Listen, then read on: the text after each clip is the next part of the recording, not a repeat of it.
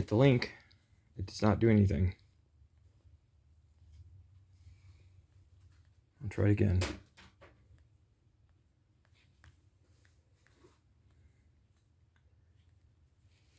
I'll also just call the number.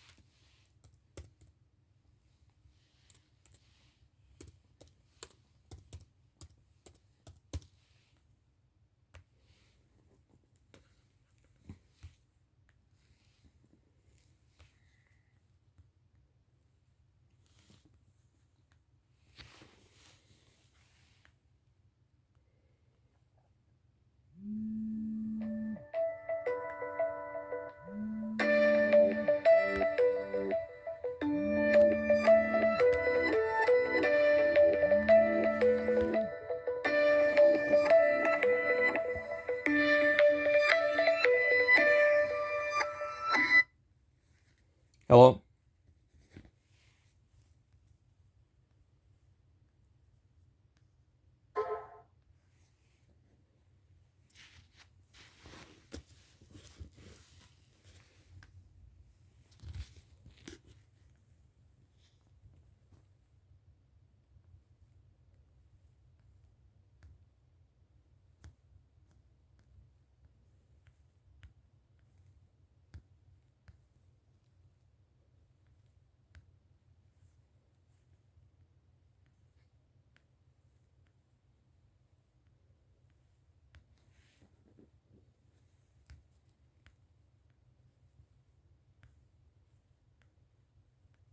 Rebecca, do you see me? Can you hear me?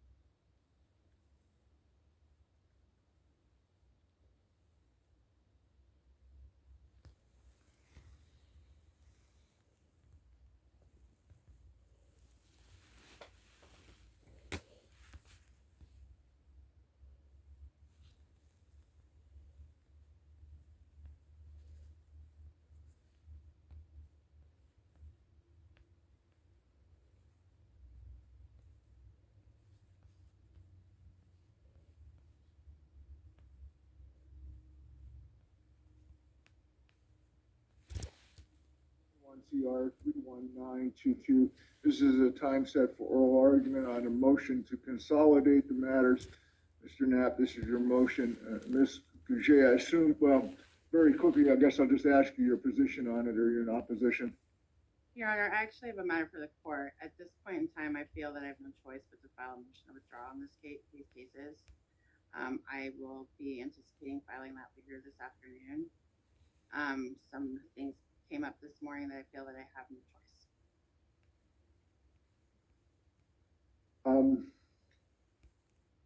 All right. Well, I can't address that right now. That's fine. Are you prepared to address the motion? I'm still prepared to address the motion, but I needed the court to be aware of that before we got started.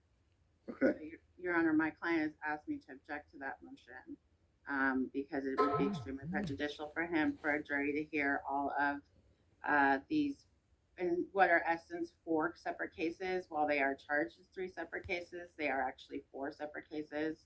2 of them had already been joined in an indictment by Mr. Knapp.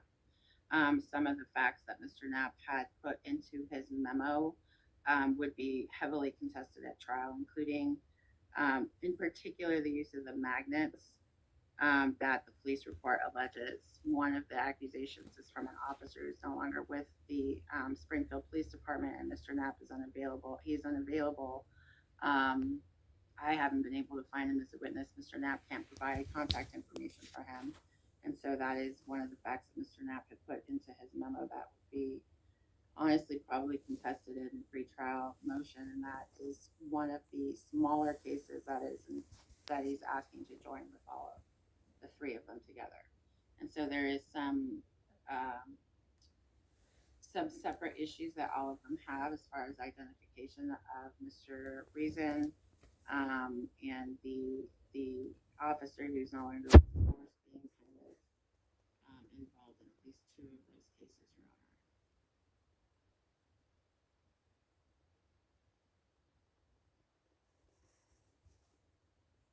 So, Mr. J, I gotta ask you, the officer was no longer in the organization and they dropped off the face of the earth. Assuming that's so, how would consolidating the cases make that any less or more of an issue?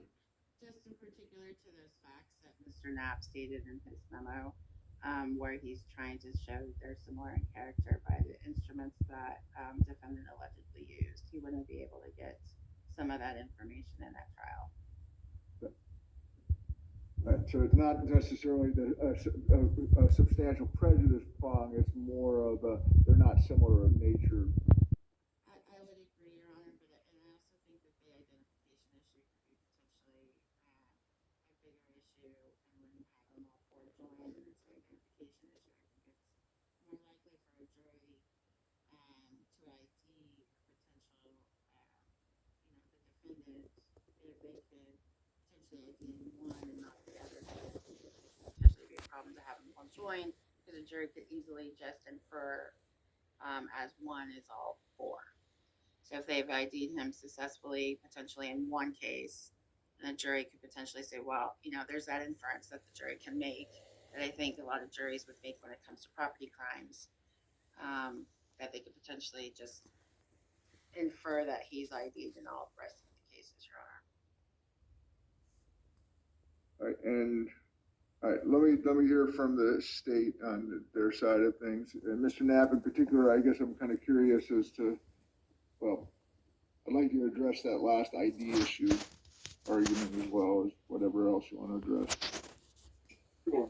Yes, Your Honor. So I don't have a lot to add to my motion. My position is that these cases is 3 indicted cases that federally under the statutory requirements, both as being of the same or similar character and being based on 2 or more acts or transactions connected together, constituting parts of a common scheme or plan.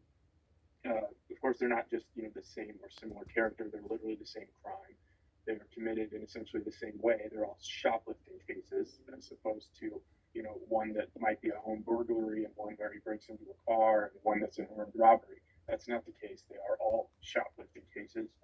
They are similar victims. They are similar locations. The intent is similar. The MO is similar. There's of course similar elements in that they are the same elements, with the only difference between the 3 theft 1s and the 2 theft 2s being the dollar amount.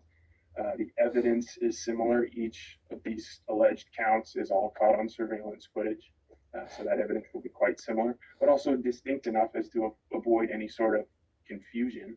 Of the 5 counts, there are 4 different stores. They're committed on 5 different dates.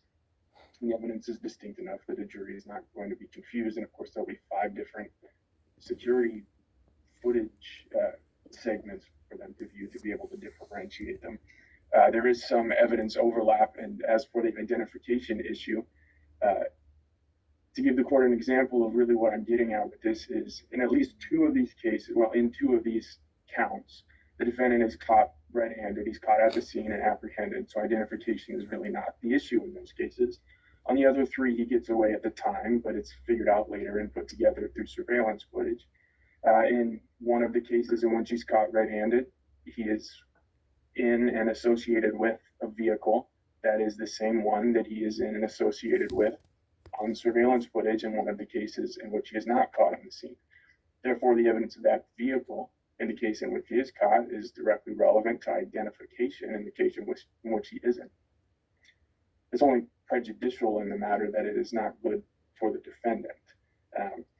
These cases, additionally, are more than just tangentially related. They are directly related, logically related. Again, they're the same crime. Really, the only reason that they're not already joined on one charging instrument is just the timing of things.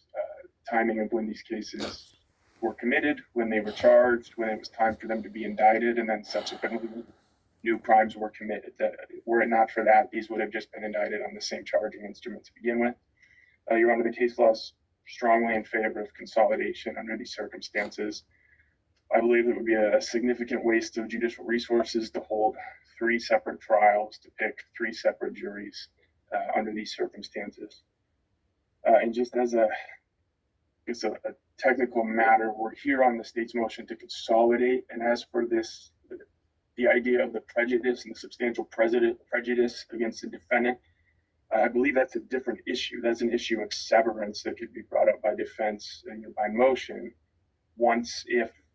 Unless and until these cases are consolidated, they could then move to get them severed. But that's a separate standard than what we're dealing with today. What we're dealing with today is should they and can they be consolidated into one trial. That's all from the state, Your Honor. So let me be check something.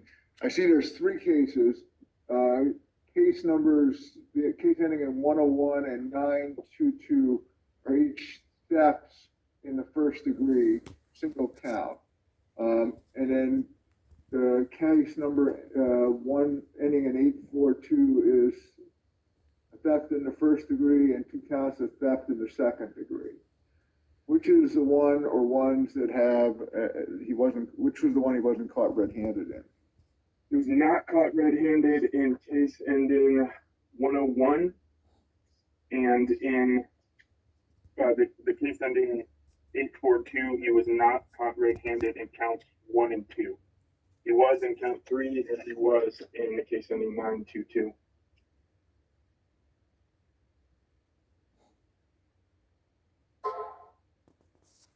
And which is the case that involves the video of him getting in a car, allegedly, and... Sure. So the same vehicle is used in the case ending 922, in which he's caught, and the case ending 101, in which he's not. That vehicle will be common evidence that would be shared across both cases. It's a different vehicle used in counts 1 and 2 of the other case.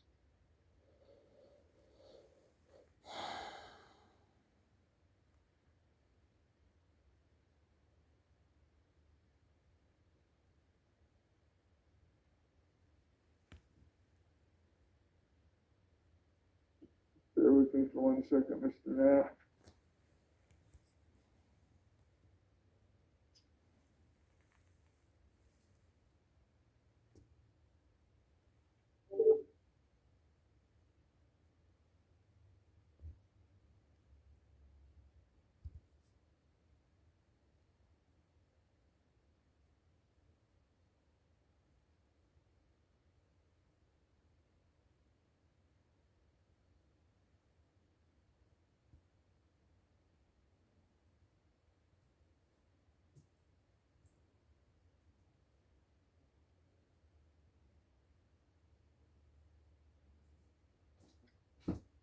So, Mr. Knapp, you in your motion, you suggested this is part of a common scheme. Other than the fact that there are shoplifting crimes, what evidence is there of a common scheme? I mean, Yes, Your Honor. So the case I'm looking at here is State v. Smith, 308 or App 639, which talks about that prong C, where they're based on the two or more acts or transactions connected together as part of a common scheme or plan, where it says they fall under that prong if they're logically related and share a large area of overlapping proof, but not if they are only tangentially related and the overlap is slight. And the common scheme or plan, Your Honor, is essentially this repeated effort of shoplifting, of walking into retail stores in the area during open hours when the public is invited in, of selecting merchandise, of concealing it or otherwise disguising it one way or another, and of exiting the store without making any attempt to pay for it.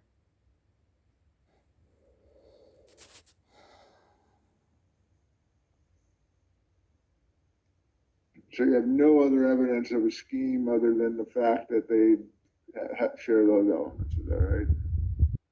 They share elements, they share facts in common. They are, I don't want to say identical because some of the means of concealment vary, but the overall goals are clearly the same. Well, I understood one of them didn't involve any concealment whatsoever, right? Supposedly the Fiddler Green one just involves making a pile at the front door and walking out the front door with the pile. And the state would certainly argue that moving things that he selected off of the shelves and off of racks, making a pile at the front would be certainly concealment. And then you can see him on camera squatting down and trying to hide himself from the camera and sneak out the front door without being seen.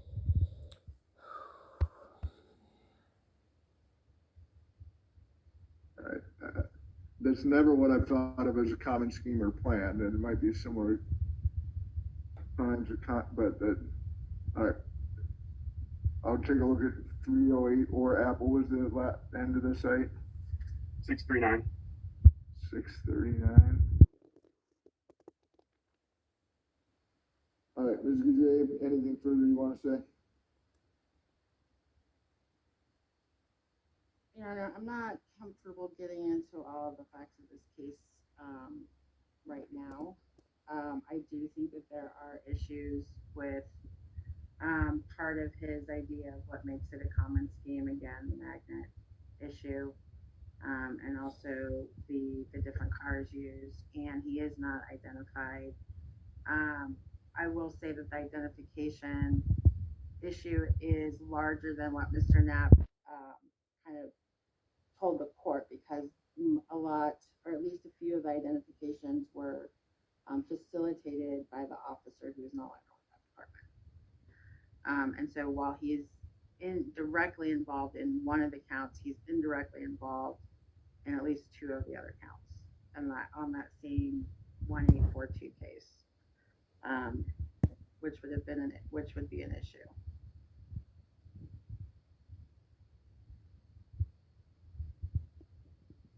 And I'm sorry, Mr. Knapp, can you say that citation number again? The last. Yeah, it is in my motion. I know. It's Schmidt, right? 308 or App 639. 639. Thank you. All right, I'll let you guys know later today, or well, one of these set for trial.